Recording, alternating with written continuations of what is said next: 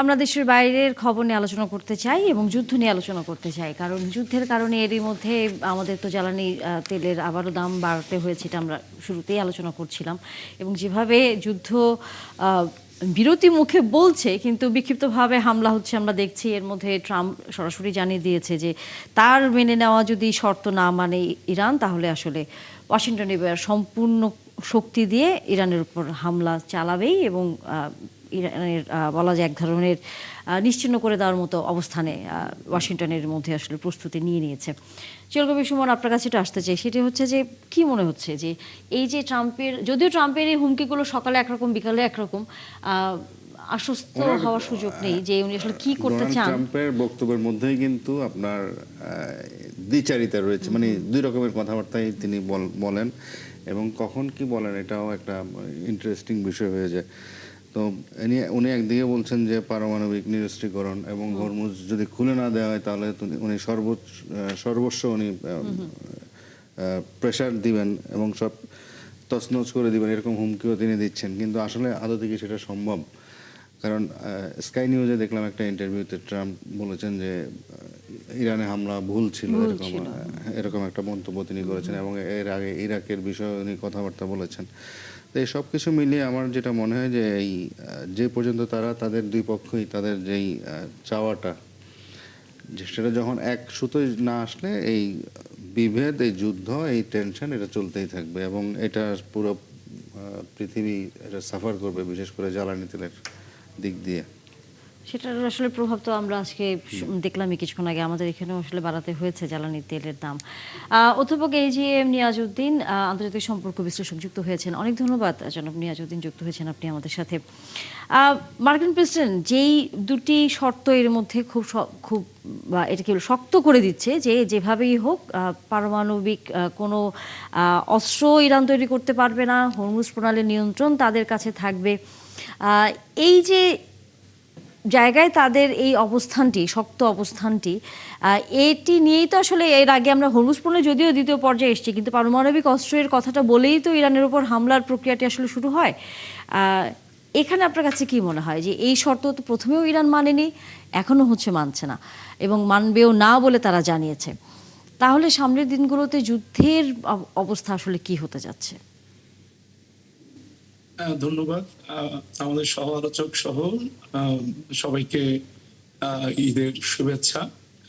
আপনি যে প্রশ্ন করেছেন, দেখুন ইরান কিন্তু নিয়মতান্ত্রিক ভাবে এই যে দীর্ঘদিন ধরে আলোচনার মধ্যে থেকে গত প্রায় এক দশকেরও বেশি সময় ধরে একটা আলোচনার মধ্যে দিয়ে তারা পরিমিত পরিমাণে ইউরেনিয়াম তারা ব্যবহার করছিল শান্তিপূর্ণভাবে বিদ্যুৎ ব্যবহার এবং বিভিন্ন কাজে ব্যবহারের জন্য। কিন্তু দেখা গেছে যে ডোনাল্ড ট্রাম্প ক্ষমতায় আসার পর তারা সেই চুক্তি থেকে বেরিয়ে এসে এবং ইরানের উপর এই গত 9 মাস আগে আক্রমণ করলো, যেটা আমাদের এই যে একটু আগে বললেন যে তিনি একটা সাক্ষাৎকারে বলেছেন যে 9 মাস আগে তিনি যে হামলা করেছেন এটা উচিত হয়নি, কিন্তু যদি না করতেন তাহলে ইরান অনেক বেশি কিছু করে ফেলতো। এখন আমাদের এই যে ইরান সম্পর্কে মার্কিন যুক্তরাষ্ট্রের যে বর্তমান যে অবস্থান, এটা কিন্তু মার্কিন যুক্তরাষ্ট্রের গত প্রায় বেশ কিছুদিন আগের যে অবস্থান সেটা থেকে অনেক অ্যাগ্রেসিভ।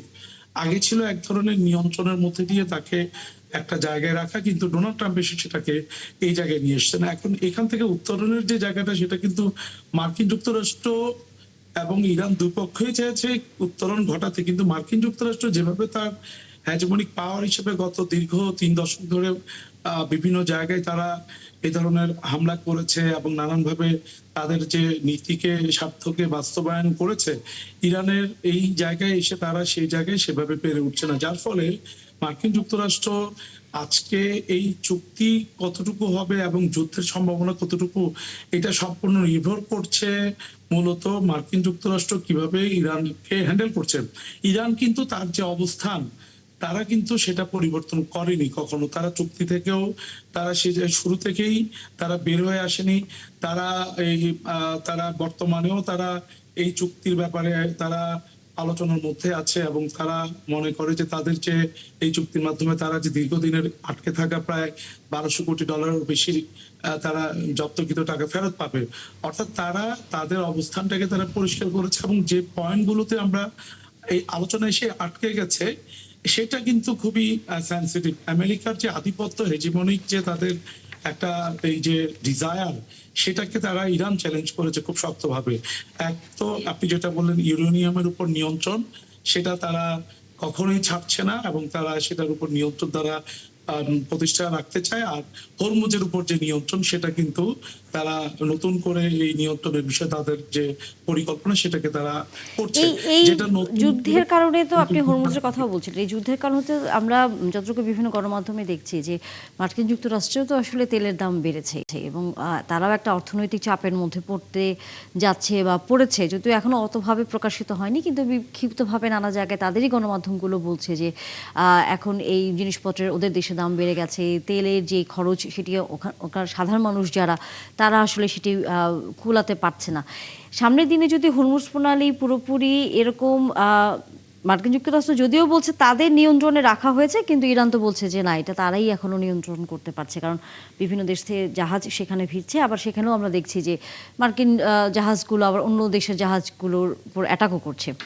এই বাস্তবতায় সামনের দিনগুলোতে জ্বালানির যে সংকটটা আছে এখনই, আরও তো বোধহয় প্রকট হবে। এই ব্যাপারে বলা যায় যে নিশ্চিতভাবে বলা যায় সংকটটা প্রকট হতে যাচ্ছে। কারণ এই শুধুমাত্র মার্কিন যুক্তরাষ্ট্রে যে তেলের দাম বৃদ্ধি পেয়েছে এবং বিভিন্ন জিনিসপত্রের রিলেটেড স্বাভাবিকভাবে যে দাম বাড়ে, সেটা শুধু মার্কিন যুক্তরাষ্ট্র নয়, পুরো পৃথিবীতে এটা যে সাপ্লাই চেনের মধ্যে এটার একটা ইম্প্যাক্ট পড়ছে, যার ফলে এই পুরো ঘটনা এবং এর মধ্যে বিশ্ব ইউক্রেন যুদ্ধের কারণে এক ধরনের সংকট অতিক্রম করছে, যেটা এখনো চলমান আছে। এখন ইরান হরমুজের যে সংকট মার্কিন যুক্তরাষ্ট্রের নেতৃত্বে যেটা চলছে, সেটা কিন্তু বাড়তি চাপ তৈরি করছে এবং এর ফলে পুরো বিশ্বের এই যে ইরানও তো অর্থনৈতিক অর্থনৈতিকভাবে কিছুটা কি দুর্বল হয়েছে, এই ক্ষয়ক্ষতি তো হয়েছে তাদের দেশে, নিশ্চয়ই সেটিও তো এক নিশ্চয়ই ধরনের। একটা জিনিস মনে অপেক্ষা রাখে না যে ইরানের শুধু অর্থনীতি না, ইরানের রাজনৈতিক নেতৃত্বকে হত্যা করা হয়েছে, সামরিক নেতৃত্বকে হত্যা করেছে। ইরান কিন্তু অনেকটা পর্যুদস্ত হয়েছে, তার নেতৃত্বকে তারা, যেটা ডোনাল্ড ট্রাম্প বলেছেন, তাদের যে অ্যান্টি আমেরিকান যারা খুব বেশি হার্ডলাইনার ছিল তাদেরকে তারা হত্যা করেছে এবং সেটা দীর্ঘদিন ধরে করে আসছে এবং অর্থনৈতিক অবরোধ তাদের দীর্ঘদিন ধরে আছে। ইরান কিন্তু এই অবরোধের অবস্থার মধ্যে দিয়ে ইরান কিন্তু একটা ক্রান্তিকাল অতিক্রম করছে, যার ফলে ইরানের জন্য চ্যালেঞ্জ তো অবশ্যই আছে, অভ্যন্তরীণ চ্যালেঞ্জ আছে, কিন্তু সে তার তেল দিয়ে এবং তার রাশিয়ার মতো তার ক্রেতা আছে, আরো কিছু তার যারা ক্রেতা আছে, চীন তার ক্রেতা, এই ক্রেতাদেরকে ধরে রেখে সে তার অর্থনীতিকে সামাল দিচ্ছে। কিন্তু বাস্তবে হরমুজ চুক্তি এভাবে বন্ধ থাকে দীর্ঘদিন এবং তার জাহাজও মার্কিন যুক্তরাষ্ট্র অবরোধ করে রেখেছে, সেটা ইরানের জন্য দীর্ঘমেয়াদে অবশ্যই তার জন্য সংকট বয়ে আনবে।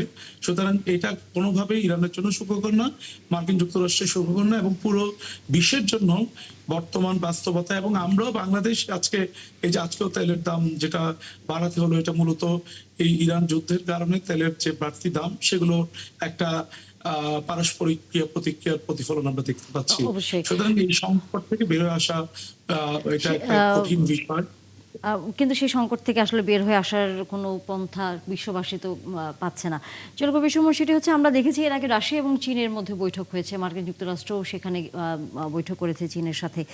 কি মনে হয় আপনার কাছে যে চীন এবং রাশিয়া তো আসলে ইরানের মিত্র, কিন্তু তাদের যে ভূমিকা এই যুদ্ধকে কেন্দ্র করে?